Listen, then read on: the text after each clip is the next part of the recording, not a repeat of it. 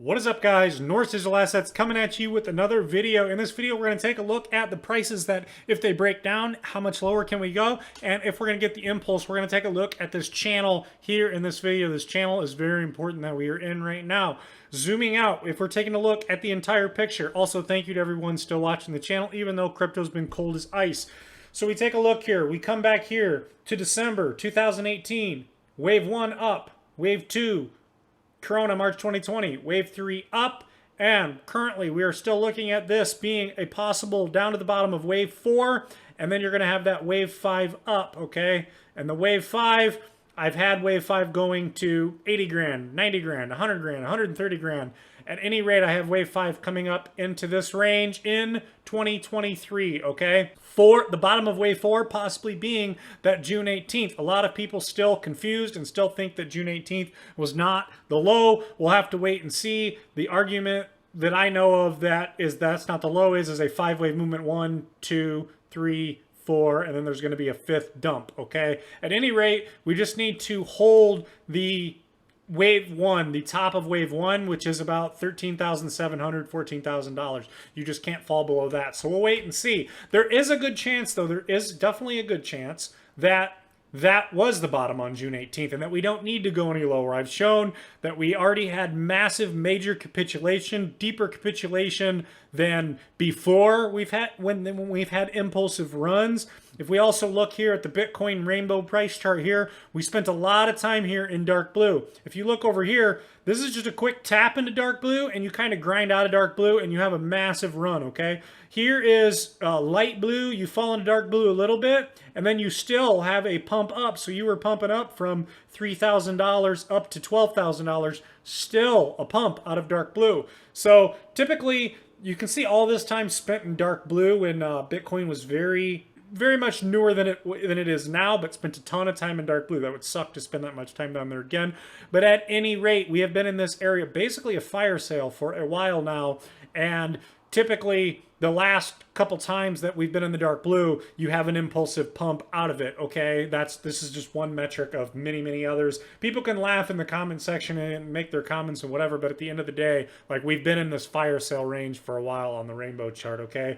We were also, when we look at CBBI, we were at a number 9 on the CBBI using 10 indicators that are amazing indicators, including the Pi cycle, top, bottom, all those indicators, MVRVZ score, all that stuff, okay?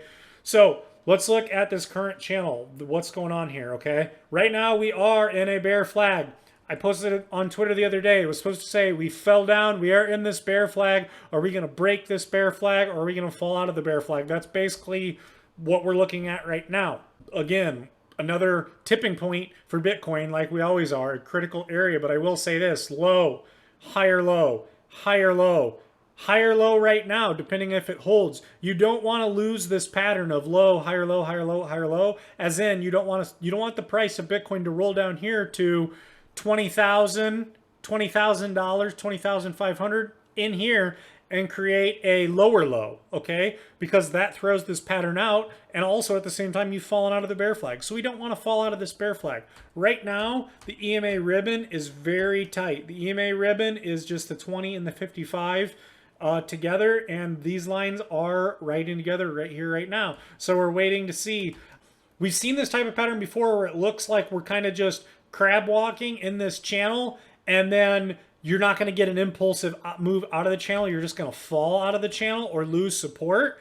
And that's not true, because we have seen this pattern before where you're in this channel and you just keep getting these wave-like forms and they keep doing it, and then you pump out, okay? We've had that exact pattern where then you have an impulsive move out. Now, the impulsive move where I think that would take you is obviously to this point here. Again, like everyone else is saying, 28,000 up to 30,000, and that would be the next resistance level. But again, it could wave-like form up to that, find some resistance, and still wave-like form and go fight it and try to find support above it. So still, my thesis still right now is I'm more bullish than bearish. I think we're going to have a little bit of disbelief, and we're going to come out of this pattern, okay? And that I believe there's a pretty damn good chance that June 18th was the bottom. I know a lot of bears think that it's not, and they're going to get another chance to buy back in.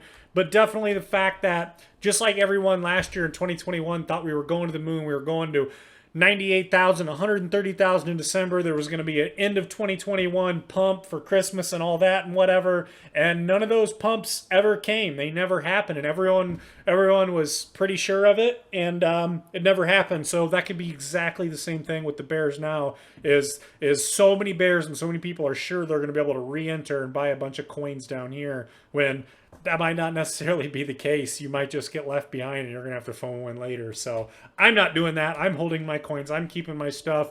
I don't have much tether right now. I'm in most of my coins.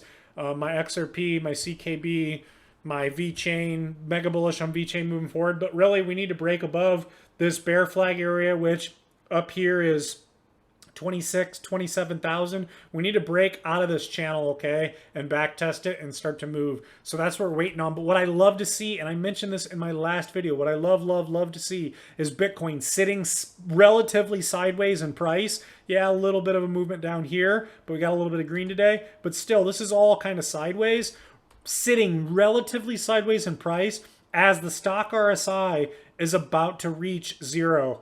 It's getting down there. It already fell. The blue line already fell below the band. So you're looking to come down here and scoop up. And if you can, while you stay sideways, you might come down here, do a little bit of flat, and then start to come back up.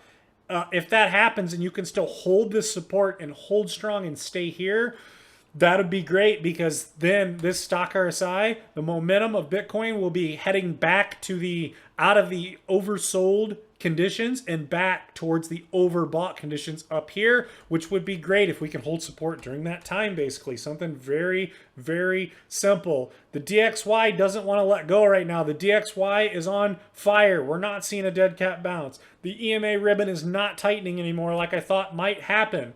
It's not. And what's crazy about the DXY, let me show you on the monthly. We never look at the DXY on the monthly, but look at this. This is insane right here.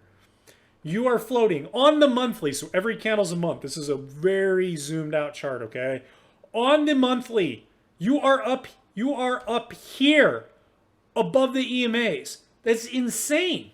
We haven't seen that since 1985. I mean, come on. We have not seen that in a long time. I don't see anywhere where we are that far extended over the 55 EMA. There's an argument that, let's see here. Let's do some measuring. Zoom here, zoom here.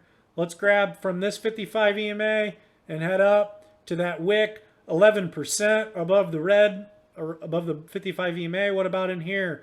55 EMA to the wick. So that's 12%. The last one was 11. But if we look at the one currently from the peak of this 55 EMA to the tip, even higher, we are 13.5% to that peak. Okay, right now a little lower, but still that peak. Okay, so higher than all the recent overextensions. And just look and see, when you had this overextension here that I just measured, what happened? Okay, and same thing here. You got extended here, and this is the monthly. Remember, so this is like, that's the monthly, way overextended over the 55, the other one I measured. And look how many months you falling for months. That's, let's see here, that is, yeah, that's like 13 months. That's over a year of falling when you get extended. So basically we're waiting on that for the monthly, okay? That would be huge fuel for the crypto market. So would quantitative easing. If the Fed comes out and starts printing money again, that would be big for crypto too. But at any rate, this thing's overheated, okay? It's way overheated on the monthly, and that could mean eventually when it starts to crack back down, a year straight of correcting for the DXY. And typically when the DXY is heading down, Bitcoin is heading up, okay? Just another element here to everything that we're looking at. Let's go back to Bitcoin. So basically our goals right now for Bitcoin are, we have that low, the higher low, higher low, higher low. We don't want to lose this low. We don't want to come down and retrace that, fall out of this bear flag and lose it, because right now it's just a potential bear flag. It hasn't played out. Obviously we want to break above it, okay? But you don't want to start to roll and start to lose this low, which is like 20,500. You don't want to lose that and start to create lower lows, okay? That's what you don't want. You want to continue getting higher low, and you want to break out of this channel. So that's what we need right now for Bitcoin. And a lot of people were fooled by this pattern in the past, thinking we're just going to trade in this channel and we're going to fall out of it. We're going to roll again, and that's when the impulse surprises people, and that's where disbelief comes in. So let's just wait and see. That's how I'm playing it, and that's what I'm seeing right now. It's pretty clear cut and simple. We need to break out of this channel and just wait and see here on what's going to happen with the volume, or with the momentum indicator. And if we go to the weekly, still looking good here, because all the time on the stochastic, you come up and you print an M double top, a flat top, an M double top, this rounded peak here. But at any point you have that chance to come up here, still pointing up nicely on the weekly, come up, print one of these, and something like that's going to give you lots of momentum for crypto and Bitcoin. So that's kind of where we're at right now. Will it happen? Who knows? We'll have to wait and see. That's going to be it for this video, guys. Like and subscribe if you're not subscribed. Thank you to everyone who's been watching my channel through this entire massive correction, is what I'm thinking it really is. It's just this massive WXY type of correction. Just massive correction all through here. It's just been messy, and we're all just waiting on that impulsive move, and then we're going to get one hell of a massive real bear market. I think that's going to be just wild. Okay, and that's when I'm going to be out of most of my cryptos. That's still how I'm playing the market, like I've always said. So yeah, guys, that's going to be it for this video. This is all still holding intact. That's because the bottom on June 18th is plenty higher than wave 1 to invalidate this five wave massive Elliott wave structure, and this is still in play for a wave 5 into 2023. I'm not really following the 4-year cycles anymore. Each cycle's lengthening, and 2023 could be just insane, wild. So remember, crypto can change really fast. Things change, and runs happen, and FOMO happens, and the good news starts coming out. So just going to keep watching, waiting and watching, and gathering data. Let's break out of this channel. So that's it for this video, and we'll see you in the next video. See ya.